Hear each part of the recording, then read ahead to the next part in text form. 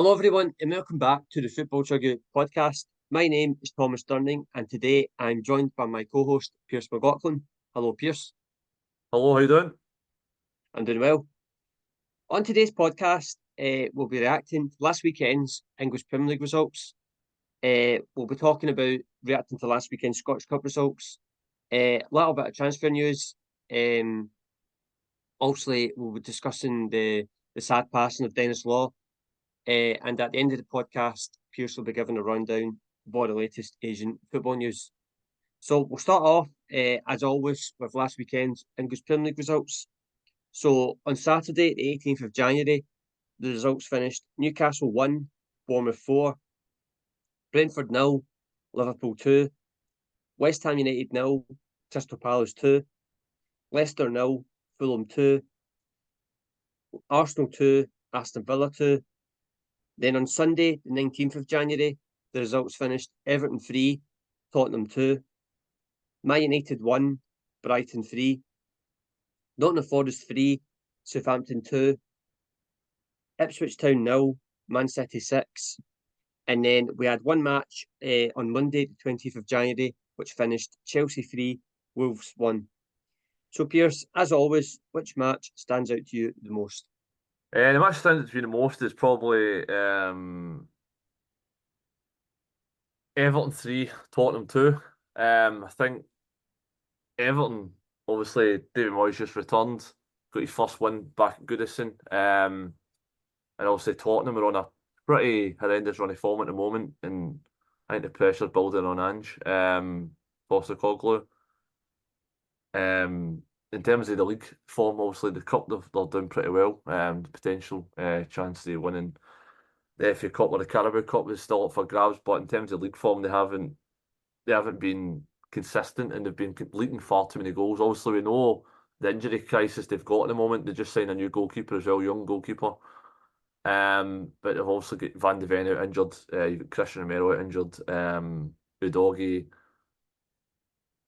to name a few at the back line, and so it's a makeshift back line. Pedro Porro, I think, is out as well. So I think like they've got their injury worries, but they've still got to be doing better what they've got. They've still got quality over the park in terms of Son, Kulusevski, Timo Werner, Basuma. But no, I thought again it just kind of it's typical Spurs, isn't it? Well, they just seem to be 3-0 down in the first half to an Everton side that probably hasn't scored 3 goals in a game all season long. And that's Calvert-Lewin's first league goal since September, which is a damning statistic because a couple of seasons ago, he was obviously, I think it was under Ancelotti, he was firing on all cylinders, getting in the England squad, and then ever since he's been kind of plagued by injuries. He's not been the same player since he returned. So if David Moyes can get the best out of him, then Everton can have a pretty successful season in terms of staying up, and that'll be a successful season for Everton. But in terms of Tottenham, they need to be doing a lot better. You can't just pull 2 goals late on after the 3-0 down at Goodison. You need to be doing better than that. And I just thought Everton deserved a win, and just sorry Spurs again. In terms of things like they're just. They seem to be soft-centred, just getting out goals, and they just seem to be easy to play against for teams because the amount of goals they're shipping is pretty damning. Like and you see 3 Everton, 2 against Arsenal, 2 Newcastle, 2 Wolves. They could beat Forest, conceded 6 to Liverpool, conceded 3 to Man United. The list goes on and on. So they need to shake up the back. Maybe they think they need more signings. I think they need investment, but whether Ange will be in the job, we don't know. But hopefully I think he's done a pretty good job. But in terms of the sticky form at the moment, they need to just start picking up. They need to get a win in the next game and just start building confidence again, because I think the confidence is absolutely short at the moment. Yeah, I agree. Just touching on there with Ange, it does seem to be like he's in big trouble at the moment. I do feel sorry for him because of the injuries he's got. You lose. I mean, so you've got Vicario, Romero, Van der Ven, Udogie, Bentancur, Werner, Solanke was out at the weekend. That's a lot of big players that he's missing. But I think we're getting to the point now where I think we're kind of running out. I think he's kind of running out of excuses for that, and I don't think that's a big problem now because I saw a stat um, recently where the last 50 games, I think Tottenham have only won 19, and that's all the way back. That's all the way back from 2023. So this seems to be kind of a recurring theme. So I don't think you can. I think a lot of it's to do with the injured players at the moment, but I don't think you can't pin it all on that. I think this has been quite a recurring theme at the moment with fans in Tottenham. But that was a bad one on Sunday. You know, to be 3-0 down at half time against an Everton side who, as you said, struggling for goals. Have hardly scored any goals this season. They're right down there at the bottom, struggling with confidence, and then Tottenham turn up and they go 3-0 up at half time. I mean, you have to worry. I mean, they were slightly better in the second half, Tottenham, but the more this run goes on, the more trouble Ange is going to be in. And Daniel Levy isn't the one for patience. So I mean, be surprised if in the near future Ange does end up leaving Tottenham. I hope he doesn't because I think he's a very good manager. I mean, me and you know him both well. Um, I think he's done a good job at Tottenham. They play really good football. But if this run keeps going, then I think you can only see one way it's going. But yeah, that was a good game to point out. The game that stands out to me the most is Newcastle 1, Bournemouth 4. Um, you know, we've talked about Bournemouth on this podcast before, but it's worth mentioning again because what a victory that was for them to go away from home uh, against a Newcastle side who were on a terrific run of form, um, is really impressive. And the fact that Bournemouth had to travel all the way up to Newcastle and the distance and miles is, I mean, it's the longest travel in the Premier League. So to go up there and win 4-1 is really impressive. Justin Kluivert, we all know about his son, his dad, Patrick Kluivert, and what a player he was, but I think his son is turning out to be something special as well. That was a hat trick he got. I think he's got 3 hat tricks this season. I may be wrong there, but what a season he's having, Justin Kluivert for Bournemouth. I mean, he's a really good player for them. So he got a hat trick, and then the likes of Ryan Christie, he played. I mean, again, a player that me and you know well. He's what a player he is for Bournemouth. I mean, he's really doing well in the middle of that midfield. But No far Bournemouth, what a off, mate. season they're having. Sorry, no far off. It's the second hat trick this season. Well, second hat trick this season. I mean, it's crazy. I mean, he is a penalty taker. I don't think he's missed a penalty as well this season. They win a lot of penalties, Bournemouth, and every time he steps up, he scores. So what a season he's having, Clive. But just in terms of Bournemouth, what a season they're having. I love the way they play. They press so high up the pitch. They're so organised when they do it as well. You see so many teams that try and press and they get it all wrong, but with Bournemouth, there's a good structure to it. The likes of Christie, as I just mentioned there a few minutes ago, he's in the heart of that midfield. He's a really big player for them. Their 2 centre backs, Barney and Hoyson, they're really impressive as well. The left back Kerkez, I don't know if you saw his goal at the weekend against Newcastle as well. He looks like he's going to go on to better and bigger things. So just a really good team, and Iraola has done a brilliant job there. And I think they're a contender for a European place this season, which is crazy to think of. But yeah, that's a game I had to mention. Bournemouth Can I what just before? mention it? Can I just mention it, Tom? In the I game, you which people don't seem to mention with the Bournemouth team, they actually play with injuries. I'll, Yeah, I'll, yeah, yeah, they I'll are. list off their injury list. So we've got James Hill out injured, Adam Smith, Julian Araujo, Marco Senesi, Alex Scott, Enes Unal, Eva Nielsen, who's their star striker, Luis Sinisterra, and Marcus Tavernier. So that's quite a key part of There's a their lot team of big that players. they're missing. But that's some of them are guaranteed starters, some of them are squad players. So to do what they've done against Newcastle, and like you say, the football and, for example, Justin Kluivert's, some of his goals were outstanding. Yeah. His second goal for me. Ryan Christie won it high up the pitch. And then Semenyo lays it off to him, and it was a really good finish at the bottom corner. But uh, the fact, no, but it's more impressive as well, the fact that they went up to Newcastle, who we all know are in a really good run of form. And the fact they went up there and won 4-1 as well, it's really impressive. What a season they're having, it really is. It's a brilliant season. I just so that game that stands out to me the most. But I just wanted to touch on, so obviously Man United lost 3-1 to Brighton. Nowadays, I don't think that's much of a surprise anymore. But I just want to ask you, Pearse. So Ruben Amorim made an interesting comment at the end of that game in the press conference. He said that this is probably the worst Man United team in the history of Man United. That's a big statement to make. What did you make of it? Do you agree with what he says, or do you not? What do you think? Where did they sitting in the table? Well, they're right down at the well, they're right, or they're like 14th, 13th, 15th, 13th in the table, right? 13th. Seven wins from 22. 10 defeats. They've got a -5 goal difference. 26 points from 22 games. He's no far wrong. It's the worst start to a league season under any manager for, I think, it's like the whole history, basically.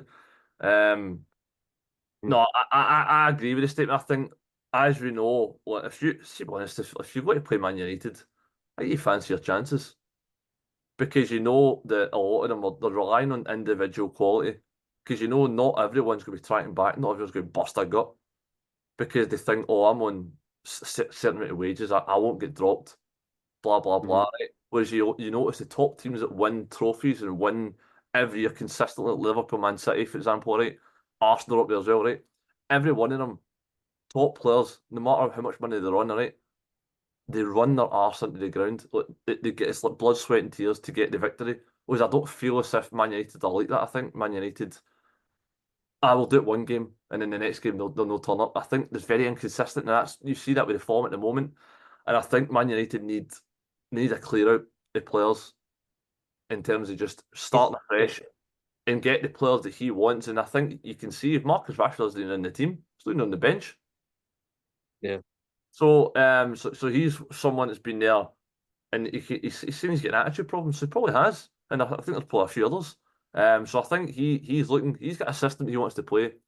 He was brought to Man United to implement this system, but he's not got the players to do it at the current time of recording, because the Man United squad is used to a certain style of play, and the players that he wants, he'll have to probably wait until it's the summer until he can get ready some players to then get some wages and some funds available to rebuild. But it's hard to rebuild a team in January. But at this current moment in time, I think Man United are pretty bad, and I wouldn't rule them out relegation candidates. Yeah, I mean it's crazy that the fact you've even said that, and I don't think a lot of people would disagree with you. What the comments he made, I'll be honest, I disagree. Like I don't think he should have made the comments, because number one, I'm thinking, what do you think the squad? Do you think his players would like him hearing that? Would like to hear him saying that? No, I get where he's coming from. I think I know what he's trying to do. He's trying to kind of give his players a kick up the backside as to, the fact he's putting that out into the public. You know, I think he's wanting to say, he kind of want to say to the players, "Oh, right, you don't want that tag. Go and show that you're not the worst team that's ever played for Man United."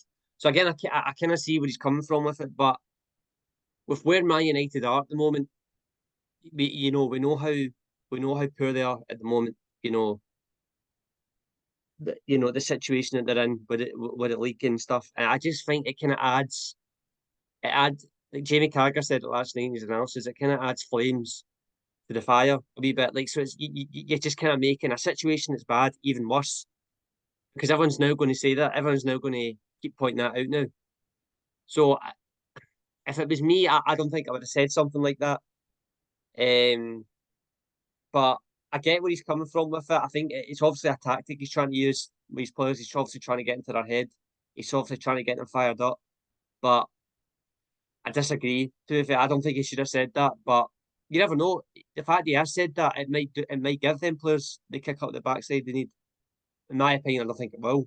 But you know, it's a very controversial statement, but it's said now. So we'll obviously see where Man United go from here.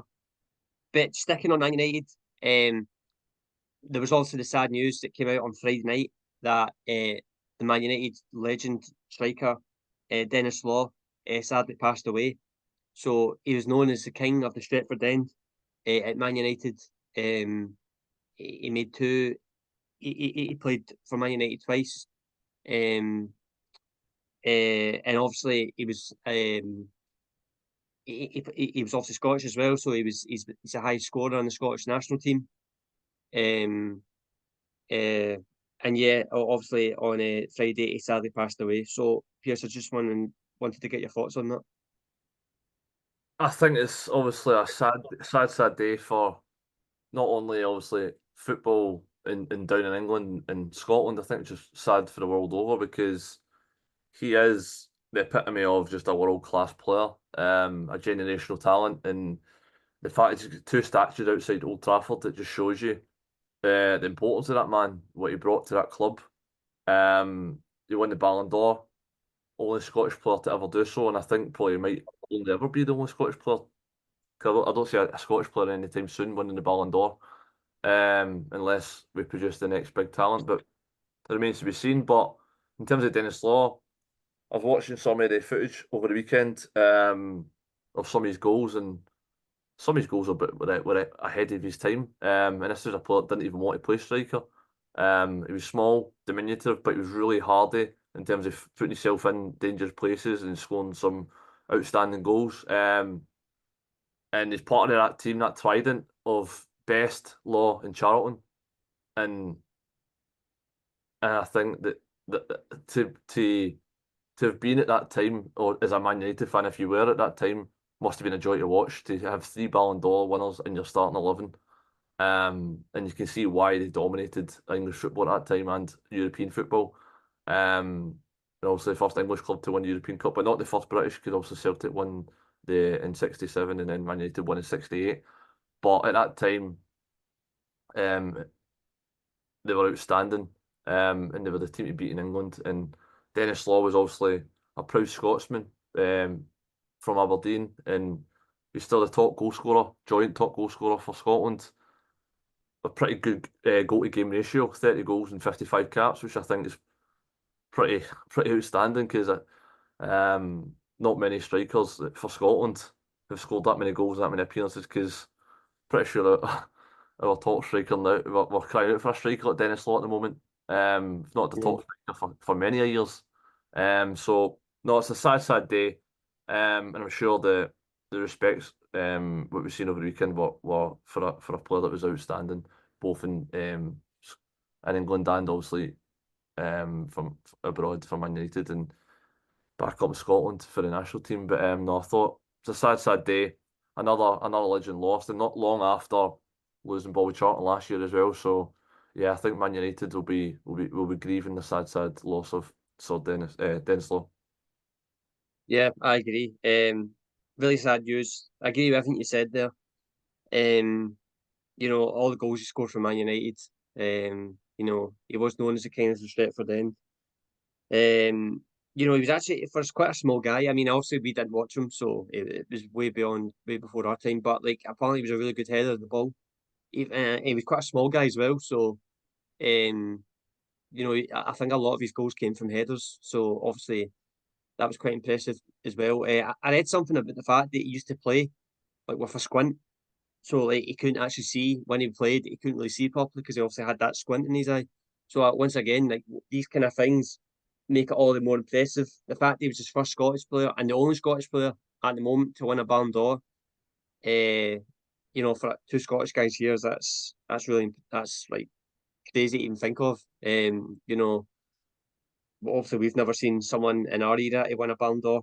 Don't think we ever will. But so the fact that he from a country like Scotland to win the Ballon d'Or is crazy to even think of. Um, and yeah, obviously the highest goal scorer for Scotland, and as you said, um, I definitely take him at the moment if I could, because as we both know, we're not really blessed with strikers in the Scotland national team. So yeah, not really sad news. Obviously, Bobby Charlton passed away not that long ago as well. So obviously that kind of era of Man United legends are kind of slowly, kind of passing on. So yeah, really sad news. And yeah, I don't know if you saw the tributes on Sunday in the Man United Brighton match, which was really good to see. It shows how much he was respected at Man United. So yeah. So just lastly, sticking on the Premier League, so we'll just finish it off with the transfer news. So little bits and bobs going on at the moment, but I think we just need to focus on one club. I think who are the busiest, and that's Man City. So Man City this week have already made a couple of signs. So today they signed a player called Reece in Brazil. So Vitor Reece is called. So Man City have signed him from Palmeiras in the Brazilian league for nearly 30 million. So he's an 18-year-old kid. So that's one signing they made. And then yesterday, they made another signing. So it's an Uzbek defender called uh, Abdulkadir Kusanov from Lens. And we also know that it's not officially confirmed yet, but they're very close to signing Frankfurt striker Omar Marmoush from the Bundesliga. So, what's your thoughts on the three signings from Man City, Pearse? In terms of, obviously touched on Reece, the young Brazilian I first. don't know much about him. I don't know anything about him, but I'm Yeah, assuming that's one for the future, and potentially they might even loan him out to the feeder club like Troyes or Girona. yeah, Girona. Yeah, Girona, like they did with obviously Savinho. So in terms of that one, I think that's one for the future. And obviously they need youth injected into the team to start this new era. And then obviously Kusanov, the Uzbekistan defender from Lens, young 20-year-old defender. What I've seen from him, he looks pretty physical. He looks as if he loves a tackle. And I think they've needed reinforcements in defence because they've also been very light in terms of injuries and stuff like that. And I think they just need more bodies. And then obviously he looks like a player that would probably enjoy the physicality of the Premier League. So he looks like as if he'd be a good signing because he was tracked by a number of clubs in terms of Real Madrid, Liverpool, Arsenal, to mm-hmm. name a few. But Man City have won the signature there for the young Uzbekistan defender, which is the very first ever Uzbek player to be playing in the Premier League, which is pretty remarkable feat. And then the last one is Omar Mamouche, the Egyptian, for Frankfurt, who has been breaking records over in Frankfurt. Won two back-to-back player wins in the Bundesliga. He's got Frankfurt. He's basically not carrying Frankfurt in the back, but he's been leading the line with Hugo Etekike, who they've both been pretty on fire at the moment. And they've got Frankfurt pushing right up the table.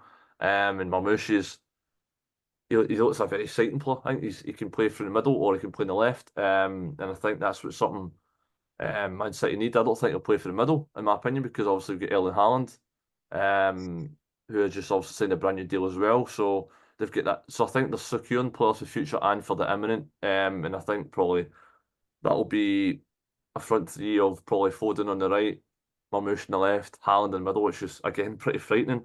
And then you've got obviously De Bruyne and stuff like that come back as well. So I think the future's looking bright for Man City. I think they needed this. And then obviously, touch on Man City, you've also got the potential departure of Kyle Walker Yep. to AC Milan. So I think there's coming and goings for Man City. I think they'll be the busiest because I think, as we've seen, they'd a horrendous run of defeats in a row. That's obviously came to an end now. But now they're looking to push on, and you can see them.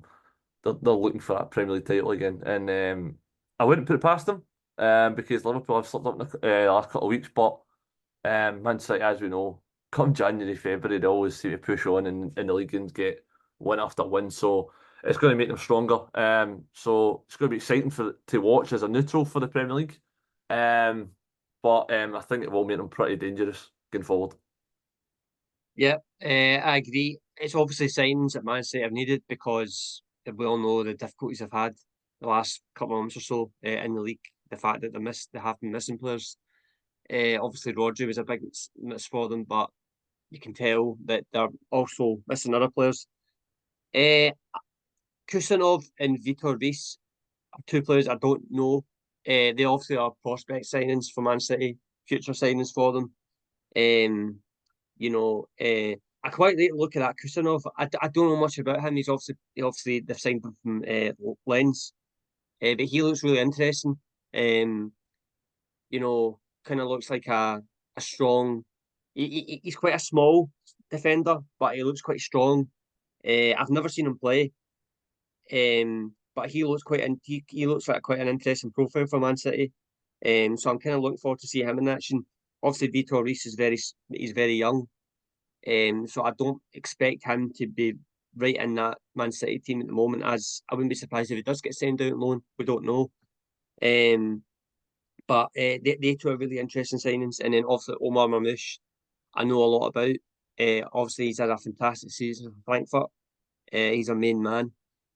For me, Marmoush, he just looks like he's an Alvarez replacement for me. I don't think he's like an out and out striker. He kind of looks like a second striker to me, where he kind of just plays in behind the striker because he's also not going to get in the team ahead of Haaland. So he does kind of, to me, that's a Alvarez replacement. So I don't know if he will start. He might play on the left hand side, as you said. I wouldn't be surprised at all if he does. But three important signs for Man City that were very much needed.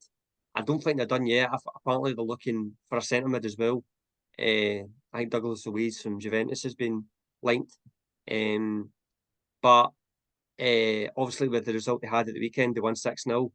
Kevin De Bruyne looks like he's back to his best. So it kind of looks like Man City are kind of, I wouldn't say it yet, but they kind of look like they're slowly starting to turn somewhere, and I wouldn't be surprised if they go on a good run towards until the end of the season.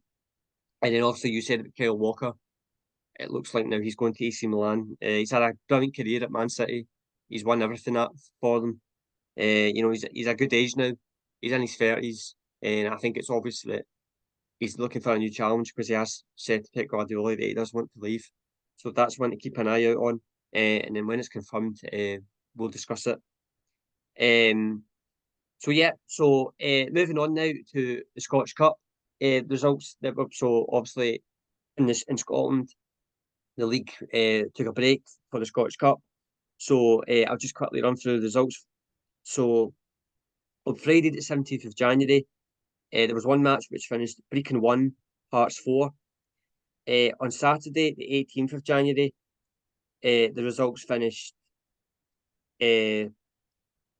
Broxburn Athletic 0, A United 8, Cove Rangers 2, Forfar 0, Dumbarton 1, Airdrie 5, Dunfermline 3, Stennismuir 0, Elgin City 0, Aberdeen 3, Hamilton 3, Musselburgh 1, Hibs 3, Clydebank 0, Brean South 1, St Mirren 3, Queen's Park 3, Montrose 2, Ross County 2, Livingston 3, St Johnstone 1, Motherwell 0, Celtic 2, Kilmarnock 1. And then on Sunday, the 19th of January, the results there was two matches which finished Falkirk 1, Brave 2, Rangers 5, Fraserburgh 0.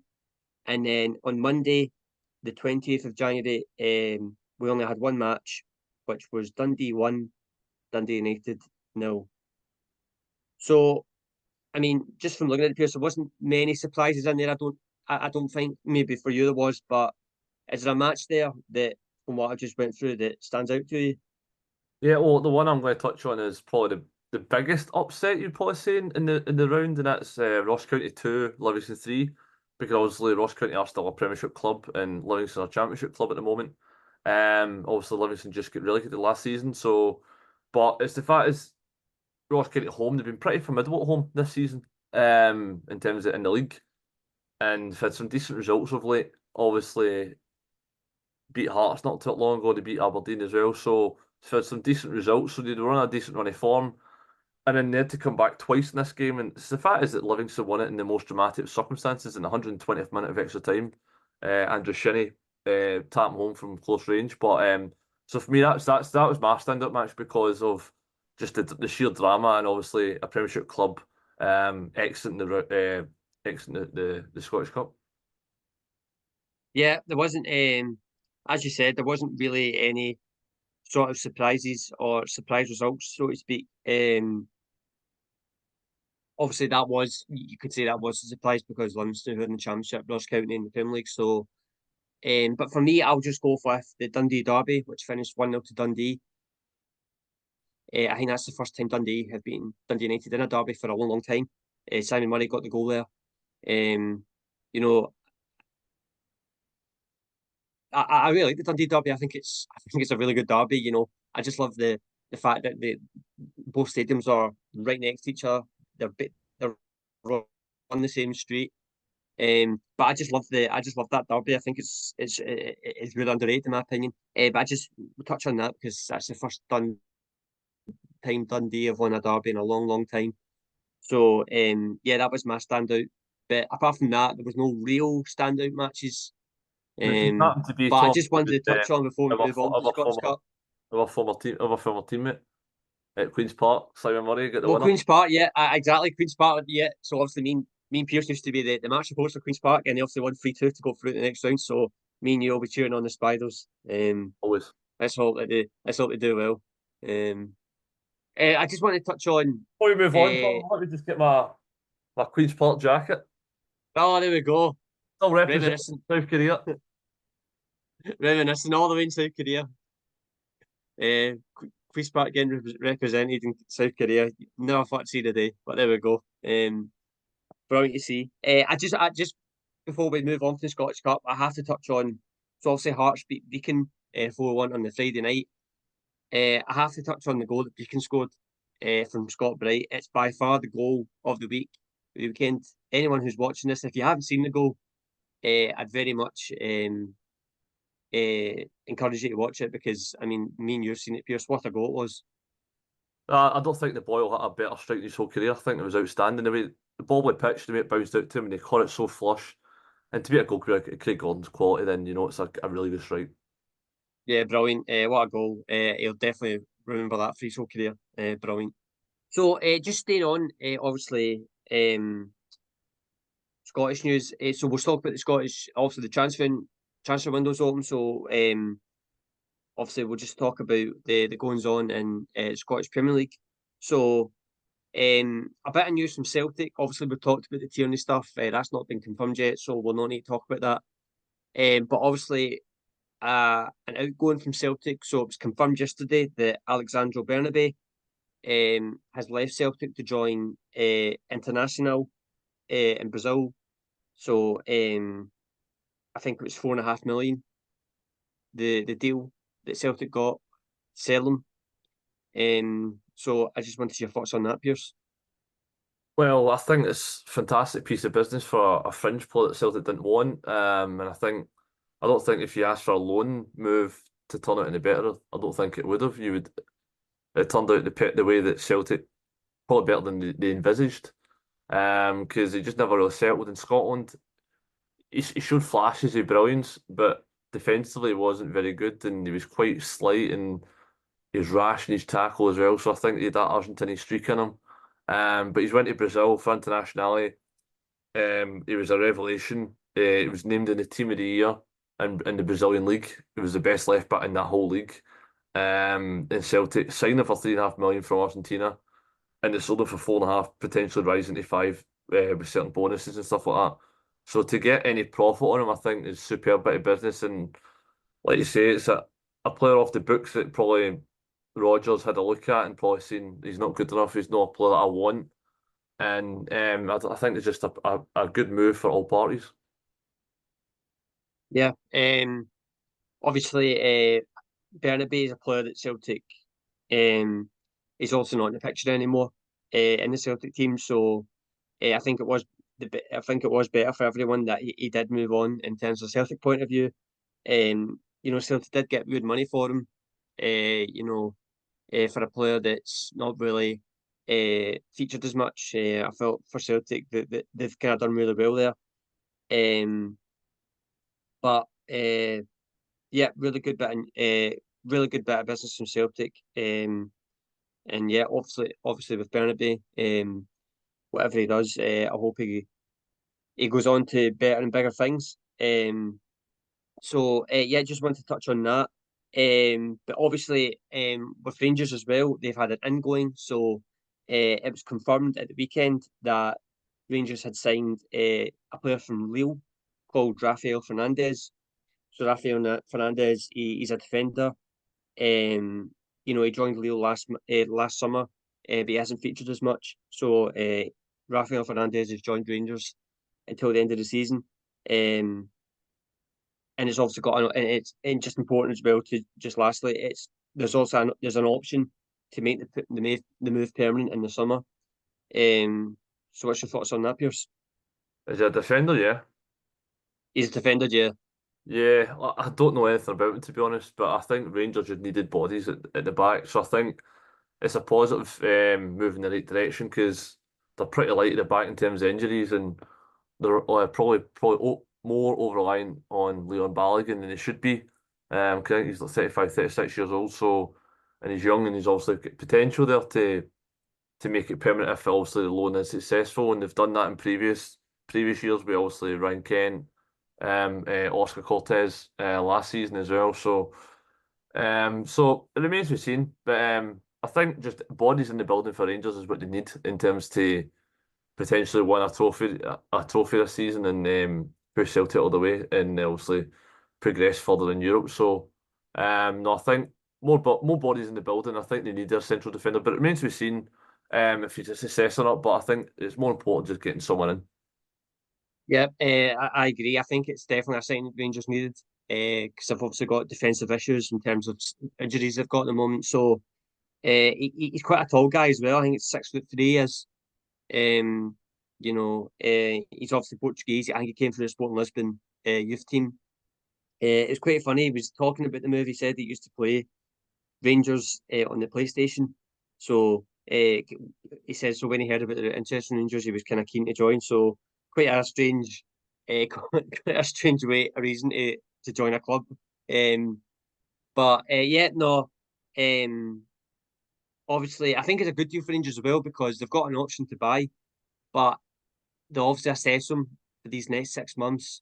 If it goes well, then they'll most likely will use the option to buy him. But then if it doesn't, then they can always just decide that they don't want to progress with the option to buy, so he'll just go back to his club. So I think it's actually really smart from Rangers to see how he gets on for these next 6 months. But yeah, a defender that Rangers have added to their ranks. For me, it was very much needed for them. And yeah, it'll be interesting to see how he gets on in a Rangers strip. So yeah, no, but apart from that, it's all quite quiet in the Scottish Premier League in terms of transfer news. But we're kind of getting close now to the end of the window. So I wouldn't be surprised this time next week. Um, there's a lot more movement, and obviously on the podcast we'll discuss it even more at the time. So for the final part of the show, Pearce will now give his Asian football roundup. Yeah. So a bit of news. To give you. So we got Japanese defender Hiroki Sekine, 22, who joined French club Reims in Ligue 1, and in doing so, he's joined his fellow countrymen and Junior Ito and Kaito Nakamura. Sekine is a 22-year-old right back who's a member of Japan's Paris Olympic squad last summer and received his first call up to the senior national side back in October. He said this upon his move to the French side. I will keep showing what I've learned at Kashiwa Reysol while doing my best to reach an even higher stage. Hiroki Sekine signs a 4.5-year deal with the League One club. So there was a stat at the weekend that Karo Matoma is now the highest Japanese goal scorer in English Premier League history, with 15 goals following his goal against Man United at the weekend in their 3-1 victory at Old Trafford. Matoma with 15 goals moves one clear of former Premier League champion with Leicester City, Shinji Okazaki. Matoma also got an assist on Sunday at Old Trafford, taking him to 12 in his Premier League career. double the amount of any other Japanese player, the closest being Shinji Kagawa and Junichi Inamoto, who both got 6 Premier League assists. And that's all your latest Asian football news. Thank you, Pearse. And thank you, everyone, for listening to this episode of the Football Chuggu Podcast. This podcast will be available to listen to on the Football Chuggu YouTube channel and also the Football Chuggu website. Thanks for listening and see you soon. Bye-bye.